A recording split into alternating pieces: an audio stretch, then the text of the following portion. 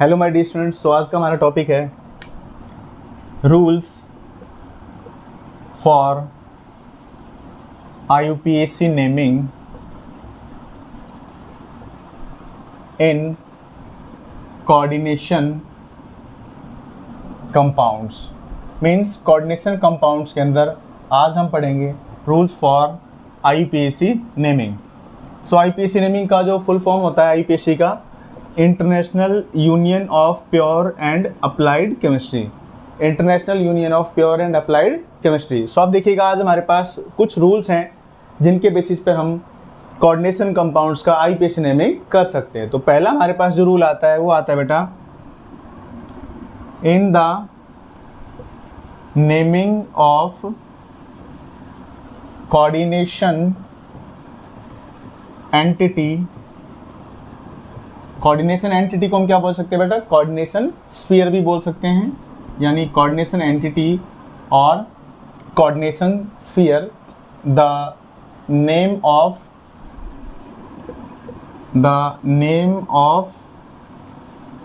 ligands are named first. Means in the naming of coordination entities or sphere, the name of ligands are named first। means coordination entity के अंदर हमारे पास central atom होता है और ligands होते हैं। तो सेंट्रल एटम और ligands के अंदर हमारे पास जो सबसे पहले जो नेमिंग की जाएगी वो किसकी की जाएगी? वो ligands की जाएगी। सेकेंड नंबर आता है बेटा हमारे पास for homoleptic complex. Homoleptic complex का मतलब होता है बेटा ऐसे कॉम्प्लेक्स जिनके अंदर सेम टाइप के लिगेंड्स जो हैं वो कोऑर्डिनेट बॉन्डेड होते हैं सेंट्रल एटम के साथ। तो आप देखिएगा, for homoleptic complex the ligands are named by using prefix. यानी कुछ प्रीफिक्स हम यूज़ करते हैं लिगेंड्स की नेमिंग के लिए। अगर हमारे पास देखो होमोलेप्टिक का मतलब होता है लिगेंड्स उसके अंदर होंगे सेम।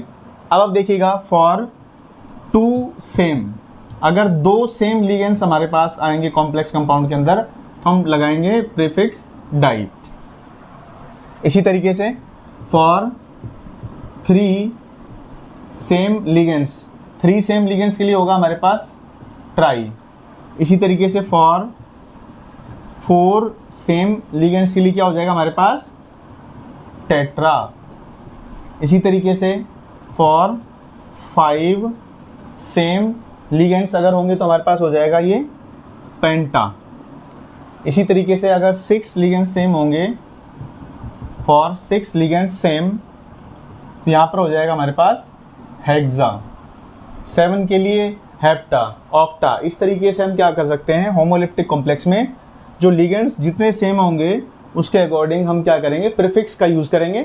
इसी तरीके से थर्ड रूल आता है हमारे पास for heteroleptic complex. For heteroleptic complex, अब हेट्रोलेप्टिक कॉम्प्लेक्स का मतलब होता है ऐसे कॉम्प्लेक्स जिनमें डिफरेंट काइंड्स ऑफ लिगेंड्स जो हैं वो सेंट्रल एटम से क्या होते हैं? बॉन्डेड होते हैं। तो हमारे पास आप देखिएगा for heteroleptic complex the ligands are named on the basis of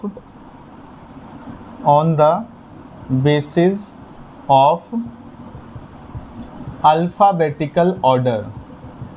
तो अल्फ़ाबेटिकल ऑर्डर आप देखिएगा हमारे पास, यानी कि अल्फ़ाबेटिकली कौन पहले आता है कौन बाद में आता है, इस तरीके से हम उनका नेमिंग करेंगे। अब आप देखिए यहाँ पर हमारे पास अल्फ़ाबेटिकल ऑर्डर जिस तरीके से हमारे पास, जैसे हमने बोला कि भाई यहाँ पर जो NH3 होता है उसको लिखा जाता है एमीन। इसी तरीके से हमारे पास अगर आता है CN तो CN को बोला जाता है साइनाइडो।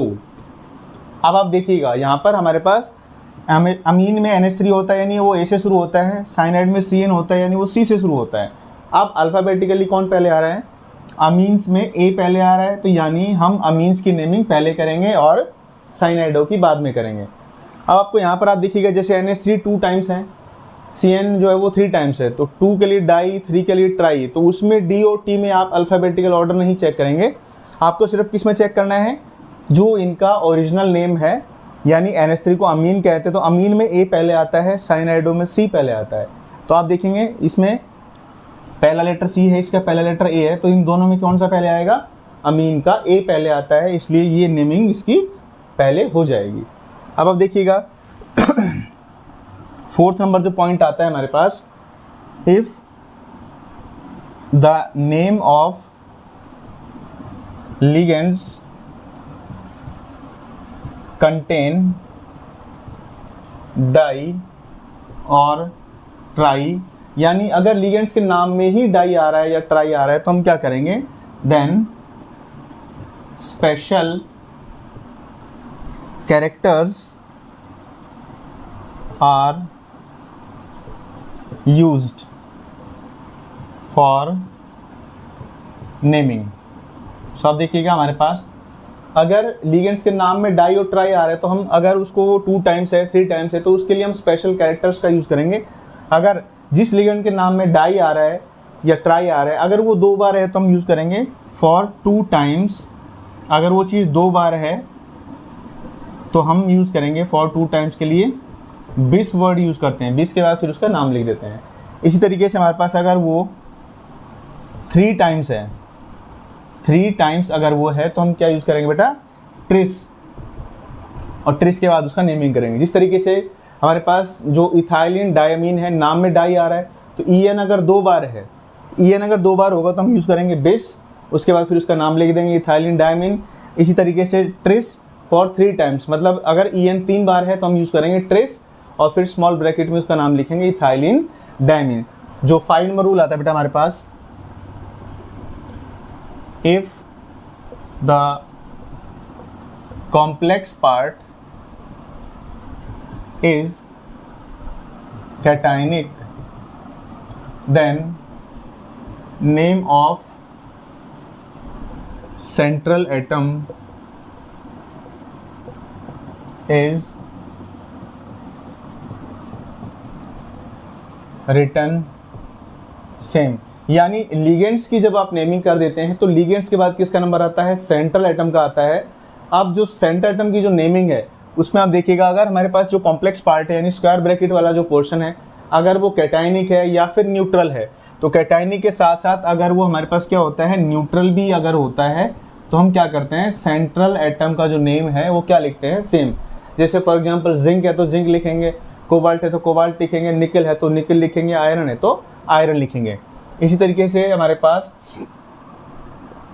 अगर if the complex part is anionic, then name of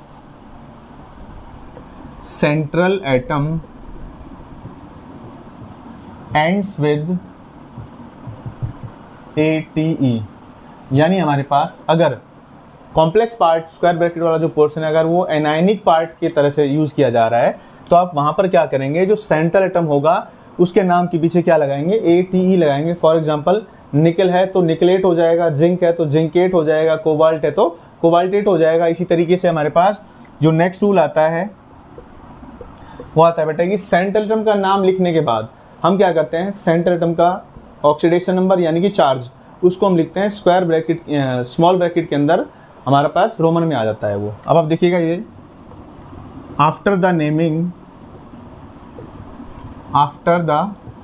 naming of central atom the oxidation number of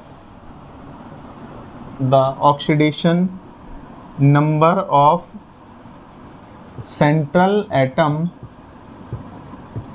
is written in Roman numbers. यानी स्मॉल ब्रैकेट के अंदर सेंट्रल एटम का जो ऑक्सीडेशन नंबर है, जो चार्ज है उसको हम लिखते हैं रोमन कैरेक्टर्स के अंदर। अब आप देखिएगा हमारे पास ये कुछ 7 टाइप्स के कुछ रूल्स थे जिनके अकॉर्डिंग हम क्या कर सकते हैं, IPSC नेमिंग जो है वो कोऑर्डिनेशन कंपाउंड्स में यूज़ कर सकते हैं। सो चलिए अब करते हैं important table for writing IPAC naming, यानी रूल्स के बाद अब हम करेंगे इंपॉर्टेंट टेबल जिसके अकॉर्डिंग हम क्या कर सकते हैं, लिगेंड्स की नेमिंग कर सकते हैं, उनका चार्ज पता कर सकते हैं और उनका कोऑर्डिनेशन नंबर पता कर सकते हैं। फॉर एग्जांपल हमारे पास X नेगेटिव, यानी हमारे पास X का मतलब होता है बेटा हेलोजन, और हेलोजन में आता है हमारे पास फ्लोरीन, क्लोरीन, ब्रोमीन और आयोडीन। सो आप देखिएगा जितने भी हेलोजन है हमारे पास उनका जो कोऑर्डिनेशन नंबर होता है, यानी कितने कोऑर्डिनेट बॉन्ड बना सकते हैं, एक कोऑर्डिनेट बॉन्ड बना सकते हैं और उनका चार्ज होता है -1। और नेमिंग में हम यूज़ कर सकते हैं, या तो हम लिखेंगे इसमें हेलो या फिर हम लिख सकते हैं हेलाइडो। जैसे कि हमारे पास बेटा फ्लोरीन है, तो फ्लोरीन में हम क्या करेंगे, यहाँ पर फ्लोराइडो, क्लोरीन होगा तो क्लोराइडो, ब्रोमीन होगा तो ब्रोमाइडो और आयोडीन होगा तो आयोडाइडो। इसी तरीके से हमारे पास साइनाइड CN में नेगेटिव है, कोऑर्डिनेशन नंबर यानी इसका 1 है, -1 इसका चार्ज होता है और इसका नेमिंग में होता है बेटा साइनाइडो या फिर साइनो भी हम इसमें यूज़ कर सकते हैं, साइनाइडो या फिर साइनो। इसी तरीके से हमारे पास H2O का चार्ज होता है बेटा 0, इसका कोऑर्डिनेशन नंबर होता है 1, यानी एक कोऑर्डिनेट बॉन्ड बना सकता है और नेमिंग में इसको यूज़ करते हैं एक्वा या फिर एक्वो।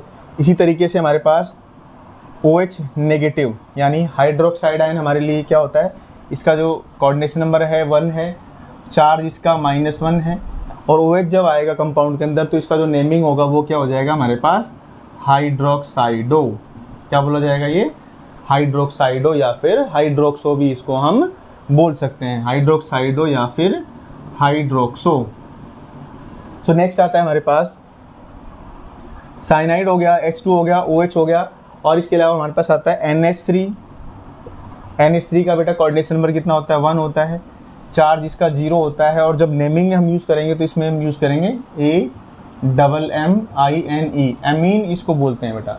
M में अगर आप एक M लगाओगे तो आपका गलत हो जाएगा, तो आपको NH3 के लिए क्या लिखना पड़ेगा, एमीन लिखना पड़ेगा। इसी तरीके से हमारे पास EN, अब EN का पूरा नाम क्या होता है, जैसे कि इसका स्ट्रक्चर अगर हम लिखें तो NH2 CH2 NH2। तो आप देखिएगा ये इसका स्ट्रक्चर हो गया, ये इसका नेमिंग होगा EN। अब यहाँ पर आप देखिएगा इथाइलिन डायमीन इसका पूरा नाम है, इसका कोऑर्डिनेशन नंबर होता है बेटा 2, यानी 2 लोन पेयर से ये क्या करता है, कोऑर्डिनेट बॉन्ड बनाता है और इसका चार्ज होता है बेटा 0 और इसका जो नेमिंग होगा वो क्या हो जाएगा हमारे पास इथाइलिन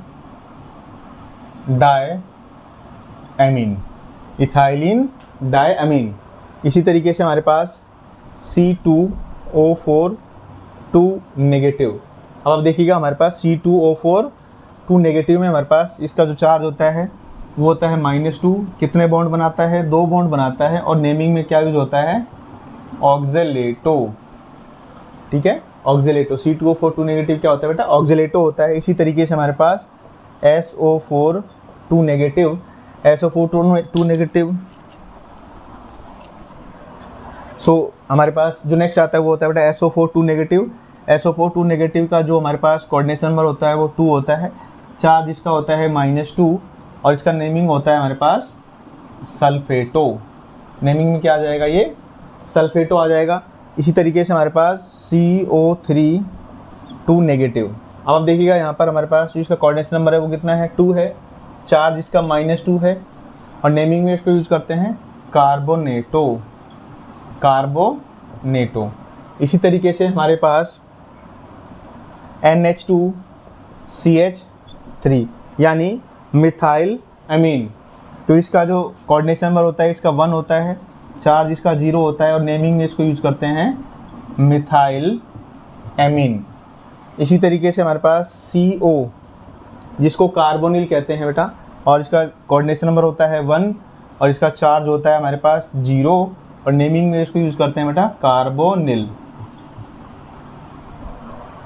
सो ये हमारे पास कुछ इंपॉर्टेंट जो है हमारे पास जो लिगेंड्स हैं उनका नेमिंग, उनका चार्ज, उनका कोऑर्डिनेशन नंबर इस तरीके से आता है। अभी हमने किया है हमारे पास रूल्स फॉर आईपीसी नेमिंग और इम्पॉर्टेंट जो टेबल है जो लिगेंड्स को लेकर, जो हमारे पास जो लिगेंड्स हैं उनमें हमारे पास उनका चार्ज क्या होता है, उनका कोऑर्डिनेशन नंबर क्या है और उनका जो हमारे पास जो नेमिंग है किस तरीके से लिखा जाएगा। तो इन दोनों पार्ट्स के अलावा आप जो नेक्स्ट वीडियो आएगी हमारे पास उसमें हम करेंगे कंपाउंड्स का IUPAC नेमिंग। सो हमारी वीडियो अगर आपको अच्छी लगी प्लीज़ चैनल को लाइक करें, शेयर करें, सब्सक्राइब करें और बेल आइकन को प्रेस करें। Thank you.